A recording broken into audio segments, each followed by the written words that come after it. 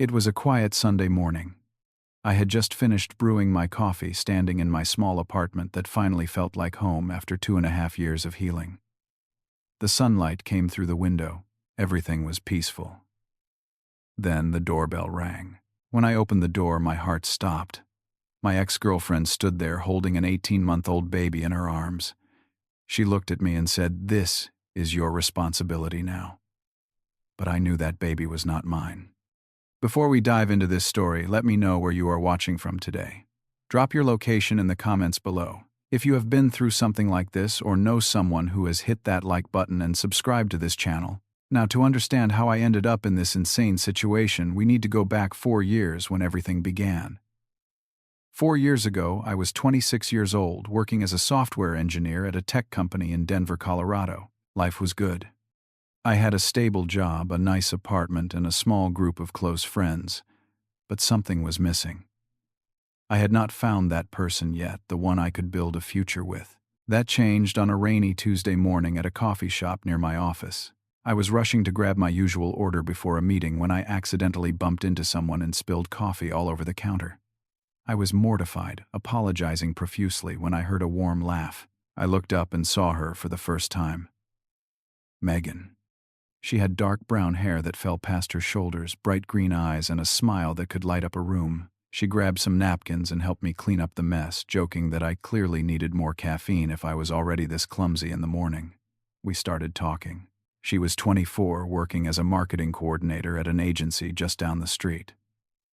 By the time my coffee was ready, we had exchanged numbers. I walked into my meeting 15 minutes late with a goofy smile on my face that my coworkers teased me about for weeks. Our first date was the following Saturday. We went to a little Italian restaurant downtown, and the conversation flowed so naturally that we did not realize the place was closing until the waiter politely asked us to leave. From that night on, we were inseparable. The first 6 months were like something out of a movie. We discovered we had so much in common. We both loved hiking in the Rockies, watching obscure indie films on rainy weekends, and cooking elaborate meals together on Sunday afternoons. She introduced me to her favorite Thai place. I showed her the hidden trails I had discovered over the years. Every moment felt magical. After a year of dating, I introduced Megan to my parents during a trip to Kansas City where I grew up. My mom adored her instantly. My dad, who rarely showed emotion, pulled me aside and said she was a keeper.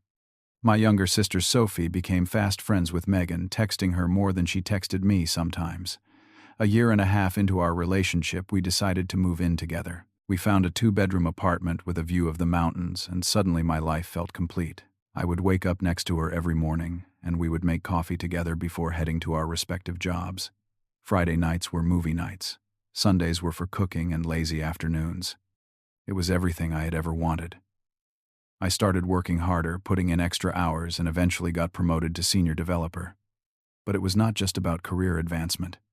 I had a plan. I was saving money for an engagement ring. I had even started researching venues and looking at Pinterest boards for wedding ideas. In my mind, Megan was the woman I was going to marry. I was certain of it. Those were the happiest years of my life. I remember lying in bed one night, watching her sleep, thinking I was the luckiest man in the world. Little did I know that everything I believed in was built on sand. It started slowly. About 2.5 years into our relationship, things began to shift. At first, I did not notice. Megan started coming home later from work, always with an excuse about a big project or an important client. I understood. Work gets busy sometimes. I never questioned it, but then other things changed. She started taking her phone calls in another room. She became protective of her phone in a way she never had been before, always keeping it face down or taking it with her, even when she just went to the bathroom. When I asked about her day, her answers became short, almost dismissive. The warmth in her eyes seemed to dim whenever she looked at me. I tried to fix things. I thought maybe I was not being attentive enough, maybe work had been consuming too much of my energy. So I started cooking her favorite meals more often. I would surprise her with flowers. I gave her massages when she said she was stressed. She accepted everything politely but without enthusiasm, like she was just going through the motions. My best friend Tyler noticed the change before I admitted it to myself. One night over beers, he asked me if everything was okay with Megan. He said she seemed distant at the last group gathering, barely engaging with anyone, constantly checking her phone. I defended her immediately. I told him she was just overwhelmed with work. He gave me a look that said he was not convinced, but he dropped it. I wish I had listened. The truth revealed itself on an ordinary Saturday night. Megan had gone to bed early, saying she was exhausted. I stayed up watching television, and around 11 I went to the kitchen to get a glass of water. Her phone was on the counter. It lit up with a notification. The message was from someone named Marcus. I should not have looked, but something in my gut told me to. The preview showed enough. I miss you. Cannot wait to see you tomorrow night. My hands trembled as I picked up the phone. We had never had passwords between us. That was one of our things: complete transparency, total trust. I opened the message thread and felt my world collapse. There were hundreds of messages spanning 8 months. 8 months of lies, of secret meetings, of a double life I knew nothing about. Marcus was a client at her agency, the CEO of a real estate development company. The messages painted a picture that made me physically sick. Romantic dinners at expensive restaurants I could never afford. Hotel rooms, promises of a better life, and worst of all, messages where Megan complained about me. She called me boring. She said I lacked ambition. She said Marcus made her feel alive in ways I never could. I sat at that kitchen table until the sun came up. I did not sleep. I did not cry. I just sat there reading every message, looking at every photo, feeling something inside me die with each revelation. 8 months. 240 days of deception. Countless lies told to my face while she smiled and said she loved me. When Megan woke up that morning, she found me sitting in the living room, her phone in my hand. The look on her face told me everything I needed to know. Guilt, fear, and something else. Relief. Like she had been waiting to get caught. She tried to deny it at first, a reflex maybe. But when I showed her the messages, she crumbled. The tears came along with the excuses. She said I had been distant. She said Marcus understood her in ways I did not. She said it was a mistake, that she would end it immediately, that we could work through this. I asked her one question. 8 months, Megan. Hundreds of lies. Is that a mistake, or is that a choice? She could not answer. I gave her a week to pack her things and leave. The first 3 months after Megan moved out were the darkest of my life. I stayed in that apartment surrounded by memories of her. Every corner held a ghost. The kitchen, where we cooked together. The couch where we watched movies. The bed where I had held her, believing she was mine. I stopped eating properly. I would lie awake at night, replaying every moment of our relationship, searching for signs I had missed, blaming myself for not being enough. I lost 15 pounds in 8 weeks. My work suffered. My boss pulled me aside and asked if I needed to take some time off. I said I was fine, but we both knew I was not. I isolated myself from everyone. Tyler called every day at first, then every other day, then once a week. I rarely answered. My mom left voicemails full of worry that I could not bring myself to return. I was drowning, and I did not have the strength to reach for help. The lowest point came on a Wednesday night, 3 months after the breakup. I was sitting alone in the dark, holding a framed photo of Megan and me from a hiking trip. I do not know how long I stared at it before the tears finally came. I had not cried since she left. That night I sobbed until I had nothing left. The next morning I looked in the mirror and did not recognize the man staring back. Hollow eyes, gaunt face, a shell of who I used to be. And in that moment something shifted. I realized I was letting someone who had betrayed me control my life, even after she was gone. I was giving her power she did not deserve. I made a decision that morning. I was going to rebuild myself, even if it meant starting from nothing. The first step was moving out of that apartment. I found a small studio across town in a neighborhood where nothing reminded me of her. It was half the size, but it was mine. A blank slate. I forced myself to go to the gym every morning before work. At first, I could barely finish a 20-minute workout, but I kept showing up, day after day. The physical exhaustion gave me something else to focus on, something other than the pain. I joined a hiking group I found online. Every Saturday, we would explore trails around Colorado. That was where I met new people who knew nothing about my past, who only knew the version of me I was becoming. We would talk about mountains and weather and life, simple things that grounded me in the present. My family became my lifeline. My mom called every Sunday and I started answering again. She never pushed me to talk about what happened. She just asked about my week, about what I was cooking, about whether I had seen any good movies. It was ordinary conversation and it was exactly what I needed. My dad called once a month, which for him was a lot. He never was a man of many words, but one conversation stayed with me. He said, "Son, that woman did not deserve you. Do not waste another minute of your life on her. Move forward." I carry those words with me still. Sophie flew out from Kansas City to spend a week with me about 4 months after the breakup. She did not let me mope. She dragged me to restaurants and museums and forced me to have fun even when I did not feel like it. By the end of her visit, I had laughed more in 7 days than I had in the previous 4 months combined. Slowly, I started to heal. I picked up cooking again, not the elaborate meals Megan and I used to make, but simpler dishes that brought me comfort. I started journaling every night, writing down my thoughts, processing emotions I had buried for too long. I read books about psychology and recovery, trying to understand what had happened and how to move forward. A year after the breakup, I got promoted to tech lead at my company. It felt like a milestone, proof that I was putting my life back together. I celebrated quietly with Tyler over dinner. He told me he was proud of me. I realized I was proud of myself too. By the time 18 months had passed, I had transformed. I was stronger, healthier, more confident than I had ever been. My apartment, once just a place to sleep, had become a home I was proud of. I had friends who valued me, a career that fulfilled me, and most importantly, I had learned to value myself. That was when I met Lauren.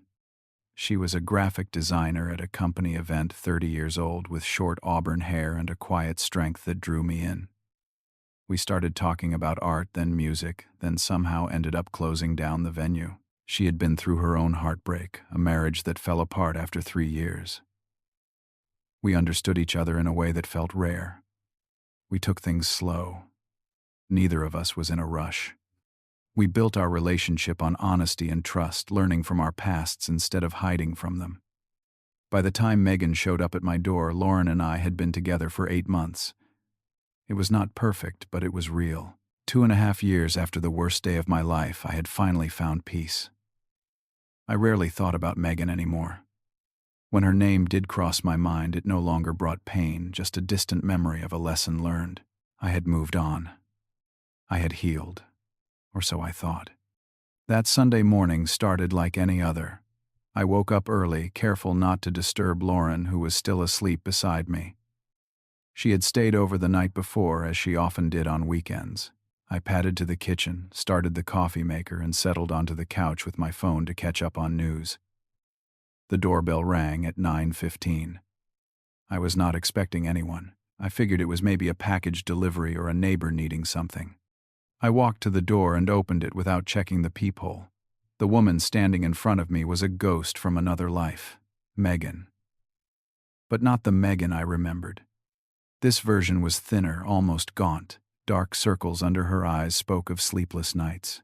Her hair was pulled back in a messy ponytail and her clothes looked like they had not been washed in days. In her arms she held a baby girl, maybe 18 months old, with black hair and features that looked nothing like mine. For a moment, neither of us spoke. I was too shocked to form words. She was the one who broke the silence.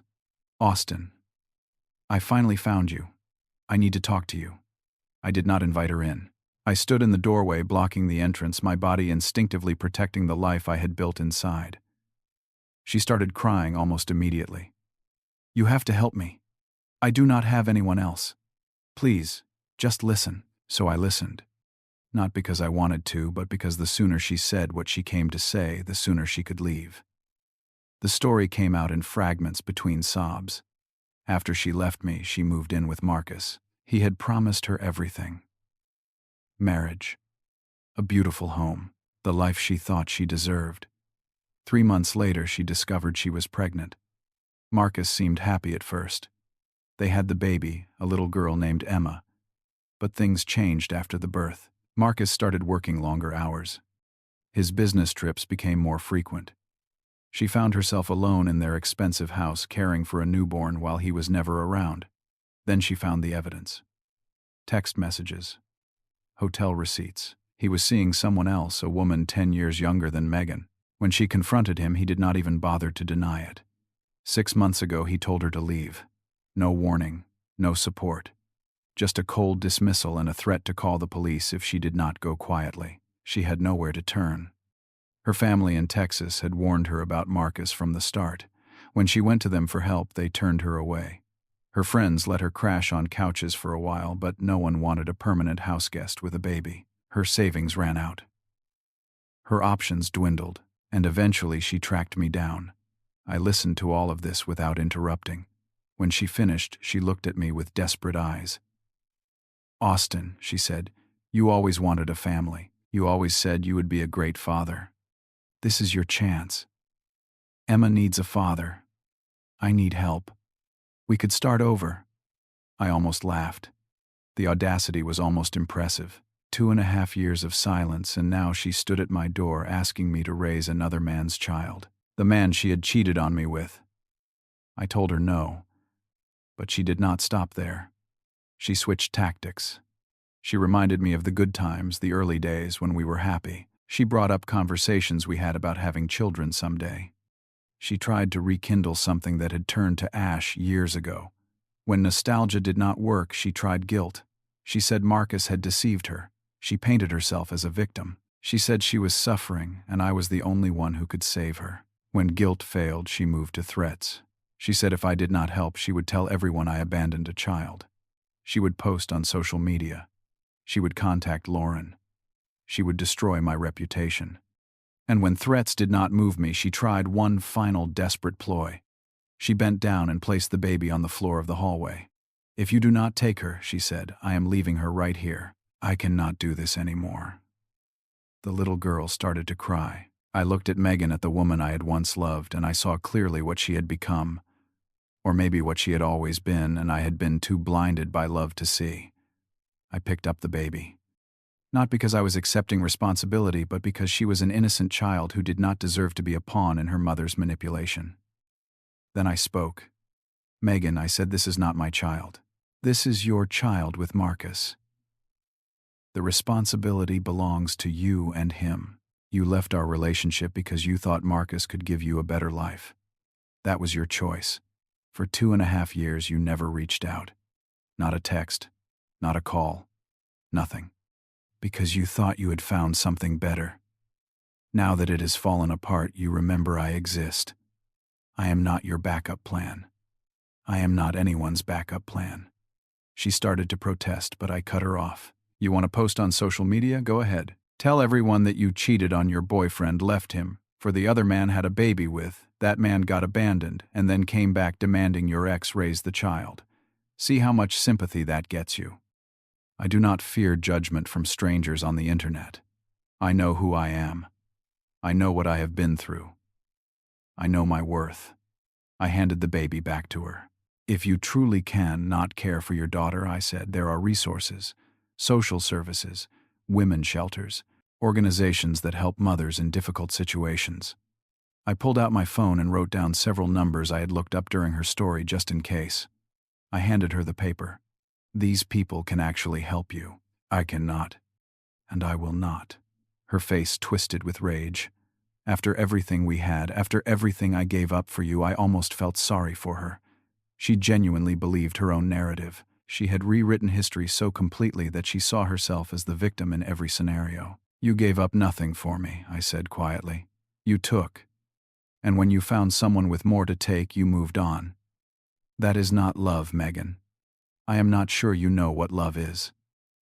She stared at me for a long moment. Then she grabbed the paper with the phone numbers, adjusted the baby in her arms, and turned to leave. At the top of the stairs, she looked back with hatred in her eyes. "You will regret this," she said. "One day you will realize what you lost." I closed the door. I did not watch her walk away. Lauren was standing in the hallway when I turned around. She had heard everything. Her eyes were soft with concern. "Are you okay?" I walked to her and wrapped my arms around her, held her close, breathed her in. "I am okay," I said. "I really am." We stood there for a while, not speaking. Then we made breakfast together and spent the rest of the day doing nothing in particular. And it was perfect. The days after Megan's visit passed without incident. She never posted anything online. She never contacted Lauren. She simply disappeared back into whatever chaos her life had become. Part of me hoped she would find the help she needed. The other part knew that was not my concern anymore. One evening, about a week later, Lauren and I were cooking dinner together when she asked me about my past with Megan. Not in a jealous way, just curious. She wanted to understand the journey that had shaped me, so I told her everything. The love, the betrayal, the darkness that followed, the slow climb back to life. She listened without judgment, asking questions here and there, holding my hand when the memories got heavy. When I finished, she looked at me with something like admiration. "You could have become bitter," she said. "You could have let what she did destroy you. But you did not. You chose to grow instead." I thought about that for a long time after she said it. Looking back now, I realized that Megan's visit was not a crisis.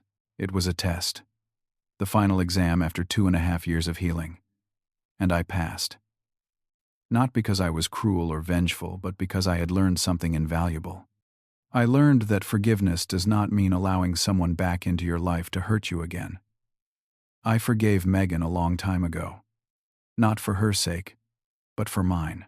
Holding on to anger is like drinking poison and expecting the other person to suffer. I released that weight because I deserved to walk freely. But forgiving someone does not mean trusting them. It does not mean giving them another opportunity to cause damage. It means accepting what happened, learning from it, and protecting yourself going forward. I learned that self-respect is not selfishness. For too long, I thought loving someone meant sacrificing everything for them. Now I know that real love, healthy love, requires two whole people. You cannot pour from an empty cup, and you should never set yourself on fire to keep someone else warm. I learned that healing is not linear. There were days during my recovery when I felt like I was starting over from zero. Days when the pain came flooding back without warning. But I kept going. One foot in front of the other. And eventually those dark days became rare, then rarer still, until they faded almost entirely. Most importantly, I learned that the worst chapters of your life do not have to define your story. What matters is how you respond. What matters is who you become. Today I am a man who knows his worth. I have a partner who loves me honestly. I have friends who support me. I have a career that challenges and fulfills me. I have peace. Megan took a lot from me. Years of my life, my trust, my belief in love. But she also gave me something even if she did not intend to. She gave me the opportunity to rebuild myself from the ground up, to become someone stronger, wiser, and more compassionate than I was before. I do not know where Megan is now or what happened to her. I hope she found the help she needed. I hope she became a good mother to her daughter. I hope she found happiness somewhere. But her story is no longer intertwined with mine. I closed that chapter for good the day I closed my door. If you are watching this and going through something similar, I want you to know this. You are not defined by the people who hurt you. You are not obligated to sacrifice your peace for anyone who does not value it. And sometimes the most powerful word you can say is no. Thank you for listening to my story. If it resonated with you, I would love to hear your thoughts. Have you ever had someone from your past try to come back into your life after causing you pain? How did you handle it? Drop your experience in the comments below. Your story might help someone else who is going through the same thing. If this video touched you in any way, please hit that like button and share it with someone who might need to hear this message today. And if you are not already subscribed, join this community so we can keep sharing stories that matter. I wish you peace. I wish you strength. And I wish you the courage to choose yourself always.